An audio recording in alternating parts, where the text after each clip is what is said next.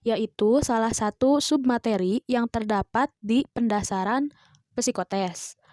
Penalaran verbal terdiri dari sinonim, antonim, lalu analogi kata, pemahaman bacaan, dan tesaurus. Di video kali ini, saya mau membahas tentang sinonim. Kata sinonim berasal dari bahasa Yunani kuno, yaitu sin dengan artian dengan, dan anomo yang berarti nama. Secara harfiah, sinonim diartikan sebagai nama untuk benda yang sama. Walaupun sinonim memiliki makna yang sama, tetapi persamaan makna hanya merupakan kemiripan saja. Yang artinya, meskipun maknanya sama, tetapi tetap memperlihatkan perbedaan. Dan juga, jika dihubungkan dengan pemakaian kata-kata dalam konteks kalimat, misalnya kata mati dengan meninggal, kedua kata tersebut bersinonim karena memperlihatkan kesamaan makna. Tetapi, dalam pemakaian, kedua kata itu memperlihatkan perbedaan. Kata mati biasanya digunakan untuk bintang atau tumbuh-tumbuhan, sedangkan kata meninggal digunakan untuk manusia. Penggunaan sinonim di atas menunjukkan nilai rasa dalam pemakaiannya. Derajat kata mati lebih kasar daripada kata meninggal, dan derajat kata meninggal lebih halus daripada kata mati. Biasanya, soal-soal tes sinonim ini muncul di beberapa tes seleksi masuk perguruan tinggi, baik jalur UTBK ataupun mandiri, dan beberapa soal psikotes untuk si calon perguruan tinggi, baik jalur UTBK ataupun mandiri, dan beberapa soal psikotes untuk si calon perguruan tinggi negeri, juga seleksi TNI, dan lain-lain. Tugas peserta tes biasanya saat mengerjakan tugas ini yaitu mencari kata yang sama atau mirip dengan kata yang tersedia, seperti tadi. Tes sinonim ini biasanya bertujuan untuk mengukur tingkat kedewasaan dan kecermatan terhadap suatu indikasi yang sama, mirip, dan mengukur wawasan peserta tentang kata yang hampir sama. Tugas peserta tes adalah mencari kata yang sama atau mirip dengan kata yang tersedia. Ya, seperti di slide sebelumnya ya.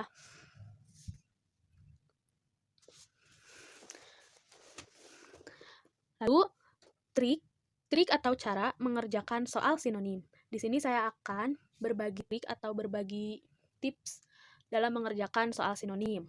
Yang pertama, diperkirakan dengan arti kata yang paling mendekati, yaitu jika kita sering mendengar suatu kata namun tidak tahu artinya, kata tersebut bisa dicobakan dalam kalimat kemudian. Kemudian diperkirakan dengan arti kata yang paling mendekati. Contohnya, Bayu sama dengan Bayu itu sinonimnya apa? Pilihannya misalkan A air, B api, C angin, D gunung, E laut. Yo, apa? Nah, triknya itu kan tadi yang pertama, diperkirakan dengan arti kata yang paling mendekati. Mungkin beberapa kali kita mendengar kata-kata Bayu, misalnya, rasa itu telah lenyap dihembus sang Bayu. Berarti, perhatikan bahwa sesuatu yang terhembus, yaitu angin. Jadi, Bayu adalah angin. Nah, seperti itu.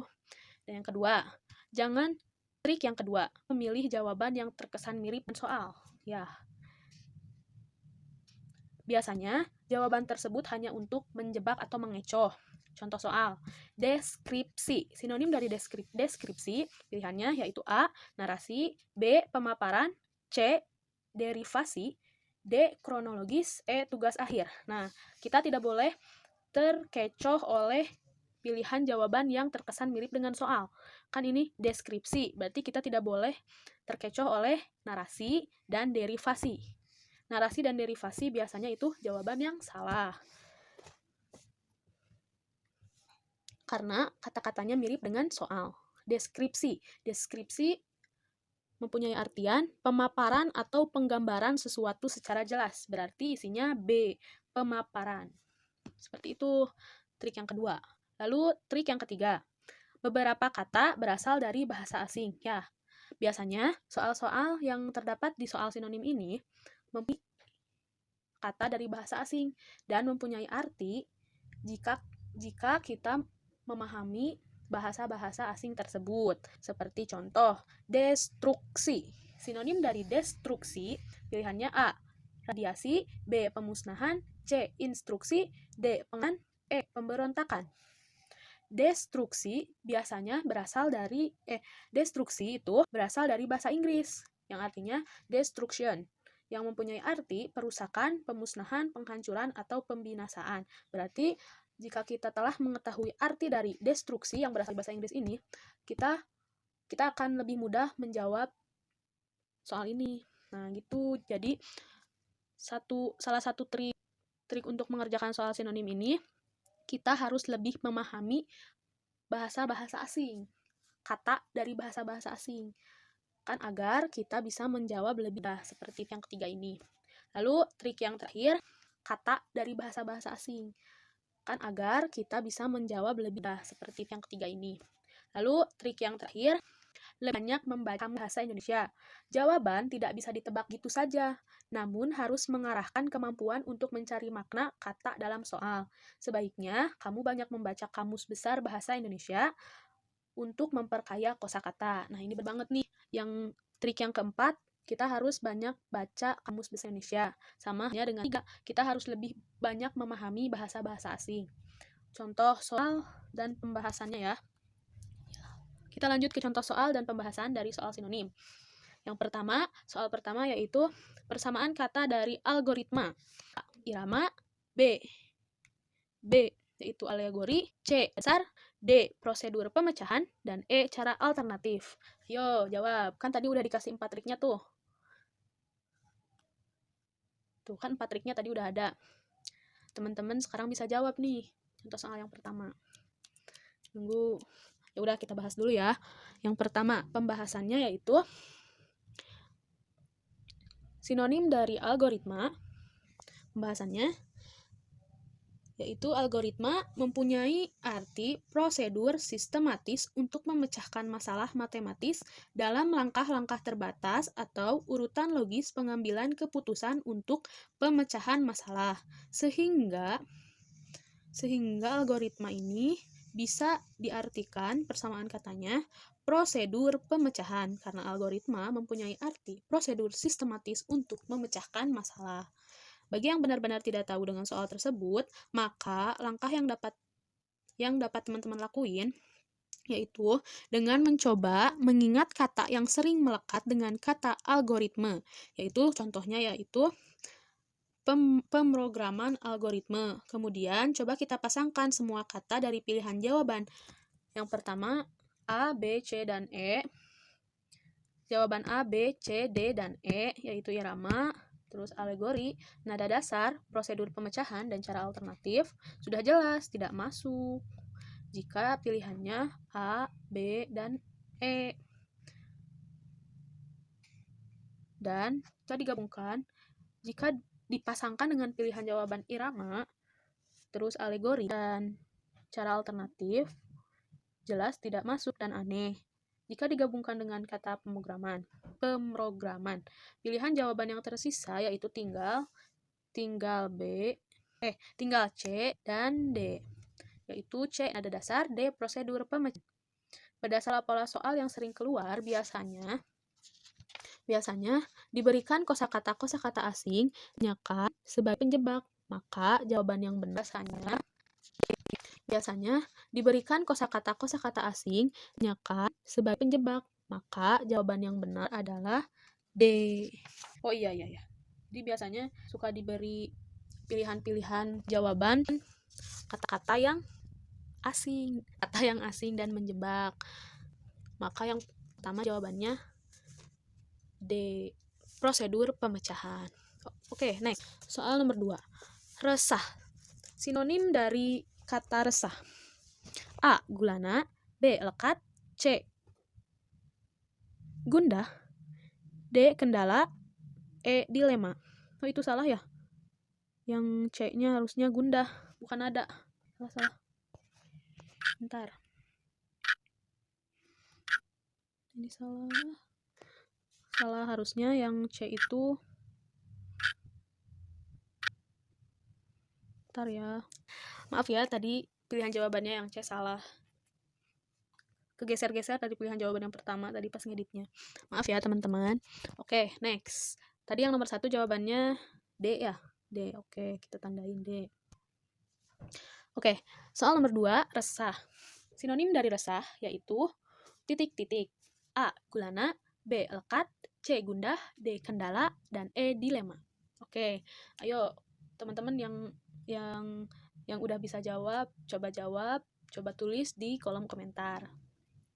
Oke, pembahasannya. Kata resah memang sudah tidak asing lagi bagi kita. Resah adalah kata yang menggambarkan keadaan hati atau pikiran yang sedang gelisah, tidak tenang, gugup.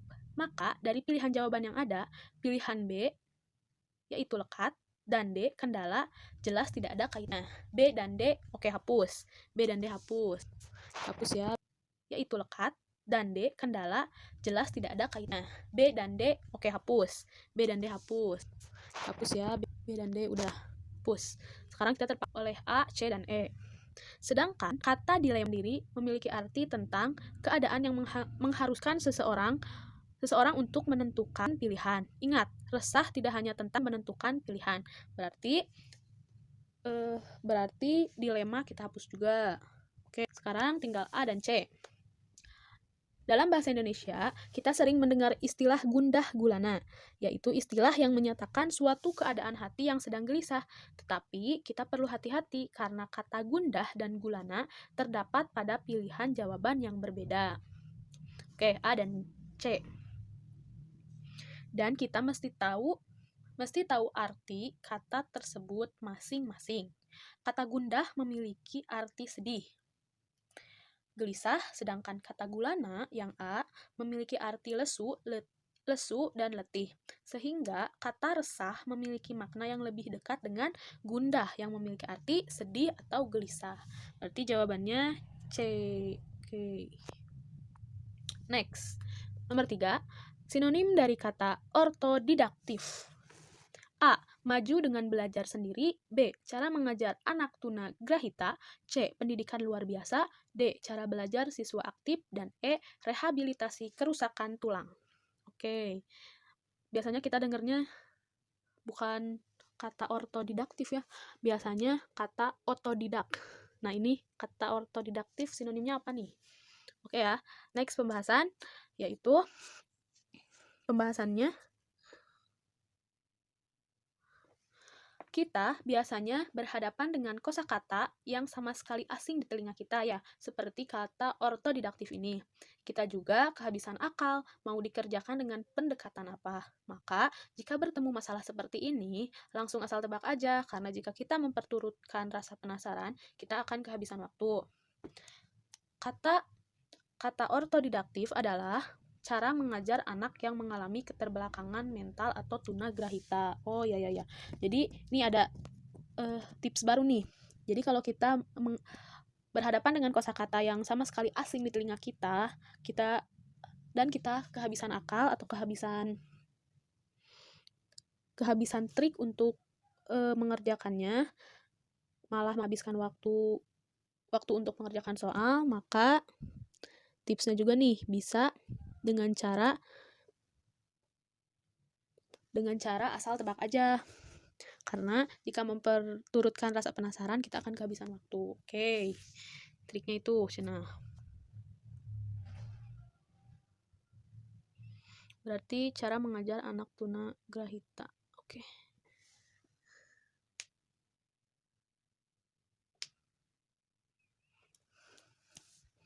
Oke.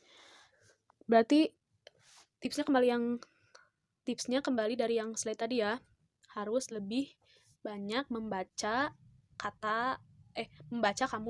kamus besar bahasa Indonesia, dan harus lebih banyak mencari arti dari bahasa-bahasa asing. Oke. Next, yang keempat, sinonim dari kata lesak. Oke. A. Terhenyak. B. Terbuang. C. Terangkat. D. Terlontar. Dan E. Tertelan. Lesak. Oke. Teman-teman yang udah bisa jawab, silakan di komentar ya. Oke. Pembahasannya, kata lesak memiliki makna sesuatu yang terbenam atau ambles. Dari pilihan yang ada, sesuatu benda atau hal yang mendapat perlakuan seperti halnya terbenam atau ambles adalah tertelan. Suatu benda atau hal masuk pada benda atau hal lain. Oke, berarti isinya E.